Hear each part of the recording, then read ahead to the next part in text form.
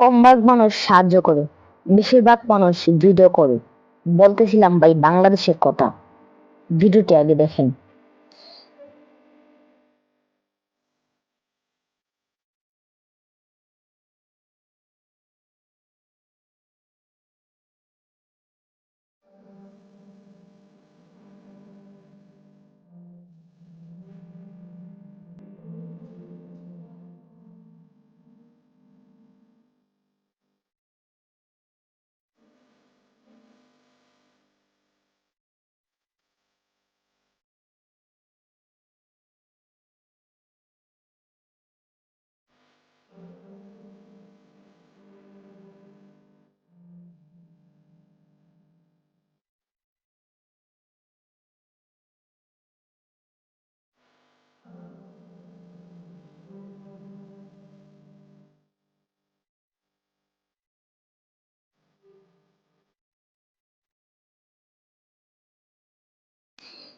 মানে যেই লুকটা ক্যামেরা করতেছিল উনি তো চাইলে ভিডিও না করে যে লুকটা অটো নিয়ে চেঞ্জ করছে তাকে তো চাইলে মনে করেন সাহায্য করতে পারতো।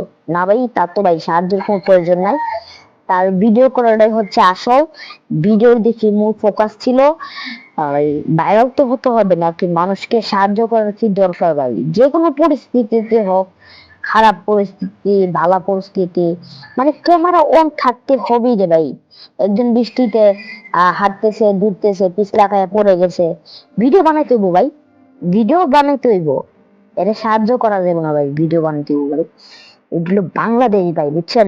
এই যে কিছুদিন আগে একজন বৃদ্ধ লোক ট্রেনে পড়ে যখন উনি দুইবার আত্মহত্যা করার চেষ্টা করে যখন করেনি, তখন তৃতীয়বারের মাথায় কিন্তু সে কিন্তু সংকোচ না করে ট্রেনের মধ্যে তার মাথাটা বিলিয়ে দিল, যার কারণে তার মাথাটা আলগা হয়েছে এবং তিনি মারা যায়। মানে নিজেকে নিজের জানে নিজে দেবে। যিনি যার মাধ্যমে আমরা এই ইয়েটা দেখতে পাচ্ছি, ক্যামেরাম্যান, উনি চাইলে কিন্তু ভাই সাহায্য করতে পারতো, কিন্তু ওনার তো সাহায্য করার দরকার নাই, ওনার ভিডিও করা লাগবে, ওনার ভাইরাল হওয়া লাগবে ভাই। মানুষের মন মানসিকতা আজ কোথায় গিয়ে দাঁড়াচ্ছে ভাই, একটা বার ভাই চিন্তা করেন যে মানুষ মানে যে কোনো একটা বিপদে পড়ুক আগে ভিডিও করে সাহায্য করে, সাহায্য তো করেই না ভাই, ভিডিও করে। তো কি বলবো ভাই, কিছু বলার নাই ভাই। বাংলাদেশ ভাই, এটা বাংলাদেশ ভাই, বাংলাদেশে এরকম অনেক কিছু হতেছে ভাই। এগুলা ভাই ঠিক না। আল্লাহ তাআলা এগুলো আমাদের সবাইকে বোঝার সঠিক তৌফিক দান করুক। আমিন।